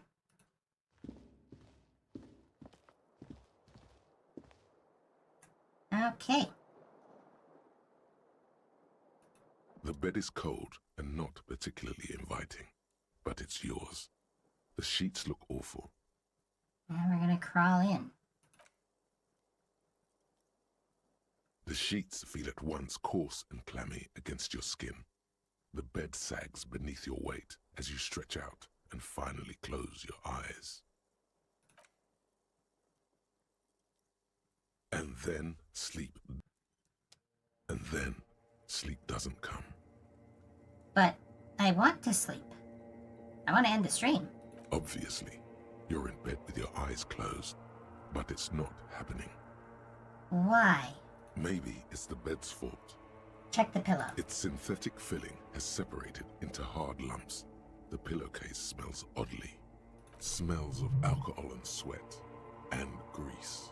Check the blanket. It barely covers your toes, stretching over your soft belly. This is your body here, intimate and warm, breathing. Roll over to the other side. It's a little better. Colors, scenes, and half-formed phrases still litter your mind. Part of you is still trying to solve the case, isn't it? Who killed him? Who? Something to do with, what was it that the lieutenant said? Union? And it's gone again. Your thoughts lost between the slowing brain waves. No more thoughts. Fall asleep now. Your breathing steadies.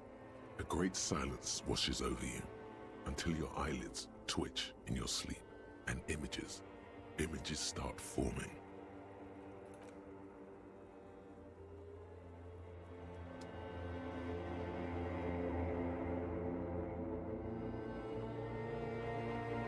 We're dreaming. We can't leave. There's this stuff preventing us from leaving. Is it the pale, or is it the limits of our ignorance?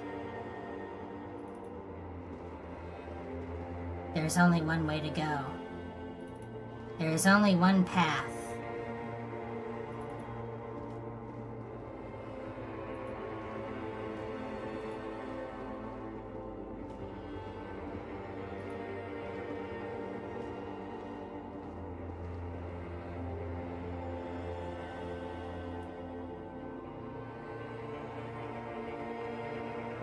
I've mentioned that this game is all about reflections.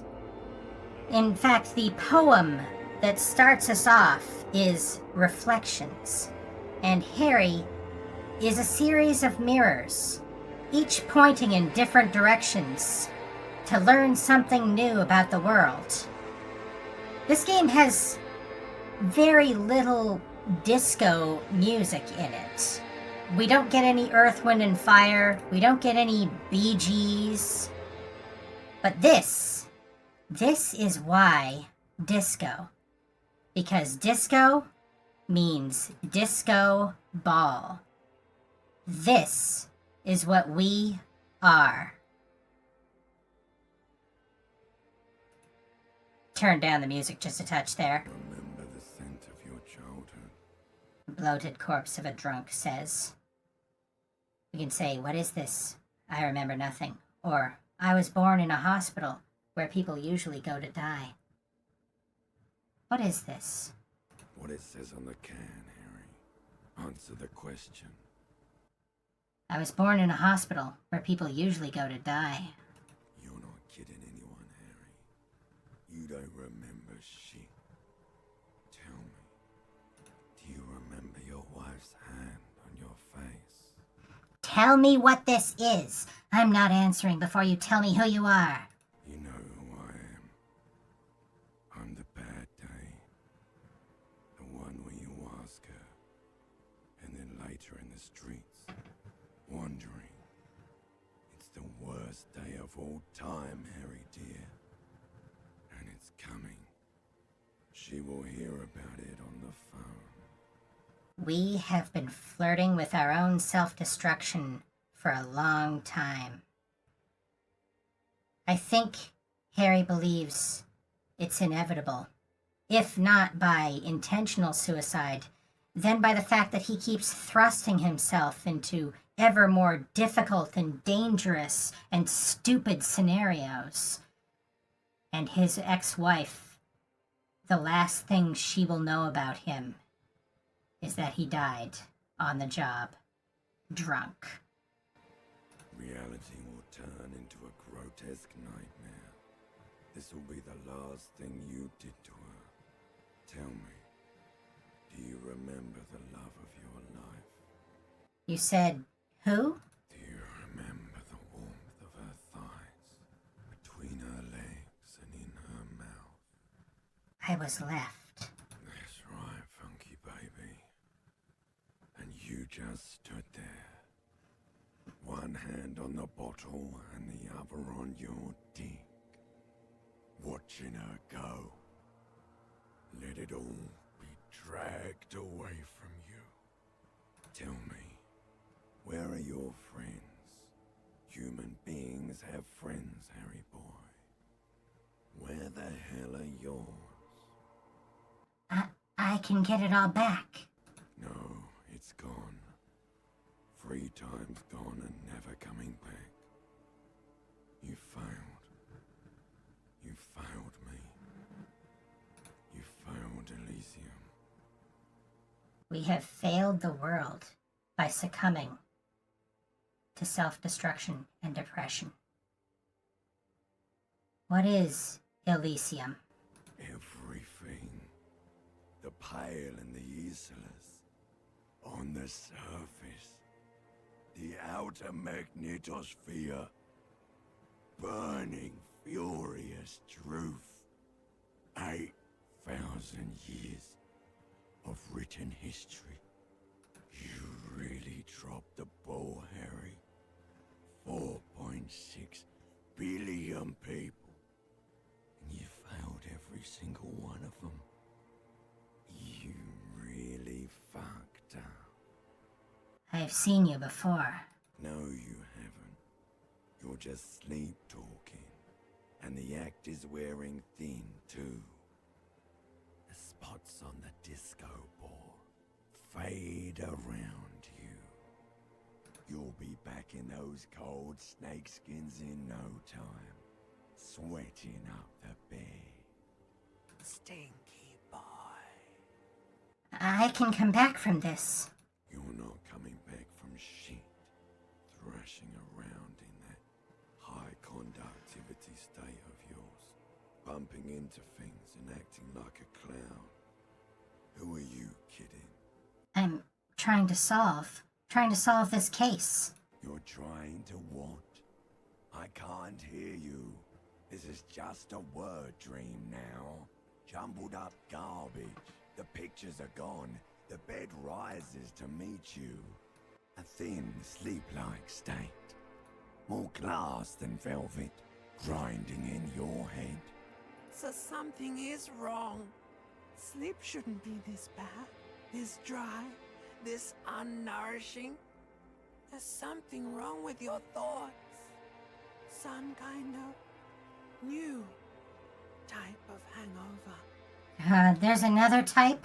Oh yes, party boy, and it's worse than the one before. Just think of the shit you saw. Here it comes too. So soon already. A silent alarm goes off in your head like clockwork. Barely let you sleep at all. Time to get those clothes on, Harry. Time to go to work in the shit factory.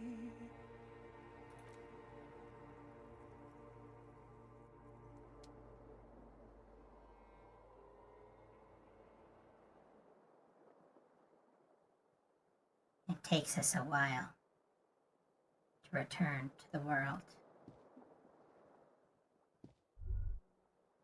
Good going, buddy. Oh my god, what the hell was that? Oh, just a dream. You have ones like that all the time. You feel even worse this morning than you did last night. What the hell is going on with me? You mean, why are you so tired? Too tired and down to even think? It is worrying, isn't it?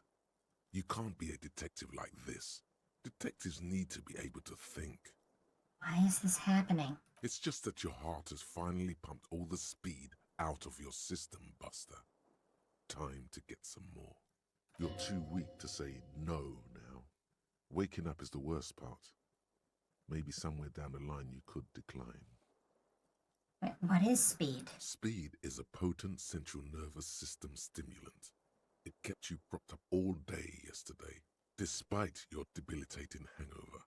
How else did you think you even got up from this floor? It's power, man. It's professionalism. It makes you feel like you're young again and ready to detect. Ready to go to war against the world. No, I can take this. I'm not gonna go looking for speed. Are you sure? Ready to live as this pathetic shell of yourself for days? Basically, a week. Let's be honest, 2 weeks. Maybe 3. You won't make it. Half the town will be dead by then. You will be fired. Now, like I said, we're not going for a straight-edge playthrough, so who am I kidding?